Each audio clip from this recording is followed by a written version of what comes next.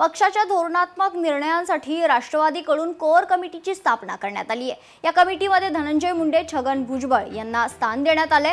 राष्ट्रवादी काँग्रेस पक्षाची संघटनात्मक बांधणी, धोरणात्मक निर्णय तसेच जनविकासाच्या योजनांची अंमलबजावणी यासाठी प्रदेशाध्यक्ष सुनील तटकरे यांनी पक्षाची एक कोर कमिटी स्थापन केली आहे। या कमिटीमध्ये एकूण 7 जणांचा समावेश आहे। उपमुख्यमंत्री अजित पवार, पक्षाचे राष्ट्रीय कार्याध्यक्ष खासदार प्रफुल्ल पटेल, प्रदेशाध्यक्ष सुनील तटकरे, ज्येष्ठ नेते छगन भुजबळ, ज्येष्ठ नेते दिलीप वळसे पाटील, वैद्यकीय शिक्षण मंत्री हसन मुश्रीफ आणि अन्न व नागरी पुरवठा मंत्री धनंजय मुंडे यांचा या कमिटीमध्ये समावेश करण्यात आलाय।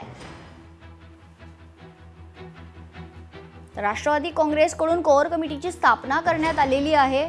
कमिटीमध्ये धनंजय मुंडे आणि छगन भुजबळ यांना स्थान देण्यात आले।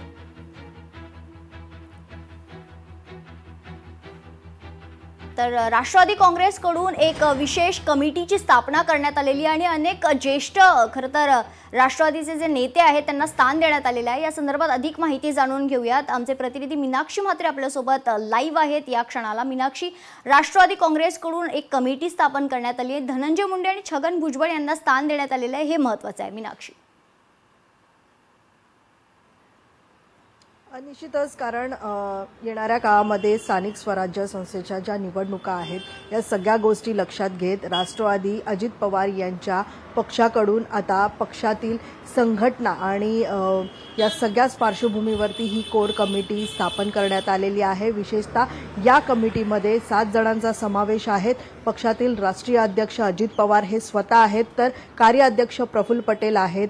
धनंजय मुंडे आणि भुजबळ यांना देखील या कोर कमिटीमध्ये स्थान देण्यात आलेलं आहे, त्यांचा देखील समावेश आहे। कुठेतरी भुजबळ मागच्या काही दिवसांपासून मंत्रिपदावर नाराजी त्यांची पाहायला मिळते, अधूनमधून ते टीका देखील करताना पाहायला मिळतात, मात्र त्यांना देखील या कमिटीमध्ये स्थान दिलेलं आहे। तर धनंजय मुंडे विशेषतः त्यांच्यावरती लागलेले देशमुख हत्या प्रकरणामध्ये अनेक आरोप त्यांच्यावरती करण्यात आलेले आहेत। त्यांच्या राजीनामाची मागणी जी आहे ती देखील जोर धरली होती, मात्र अप्रत्यक्षरित्या ज्या पद्धतीत भेटीगाठी होत आहेत आणि या सगळ्याच गोष्टी पाहताना मात्र विशेष महत्त्व जे आहे ते या कोर कमिटीमध्ये धनंजय मुंडे यांना स्थान देणं, मात्र यावरना अनेक प्रश्न देखील उपस्थित केले गेलेत। सध्या आपण पाहतोय की पक्षातील प्रमुख नेते देखील याच कमिटीमध्ये आहेत, मात्र पक्ष बांधणीसाठी असेल किंवा मग मोर्चे बांधणी असेल किंवा मग संघटना वाढवण्यासाठी आणि इतर कार्यक्रम जे आहेत येणाऱ्या काळामध्ये संघटना मजबूत करण्यासाठी घेण्यात येण्यासाठी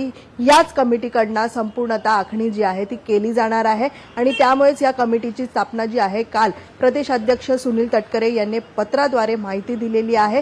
त्यामुळे एकूणच येणाऱ्या काळामध्ये स्थानिक स्वराज्य संस्थेच्या निवडणुका असतील किंवा मग पक्षाची कशा पद्धतीत पुढची भूमिका असेल, कशा पद्धतीत रणनीती असेल, या सगळ्याच सदस्यांच्या माध्यमातून संपूर्णतः चर्चा होऊन मग निर्णय घेतला जाणार आहे।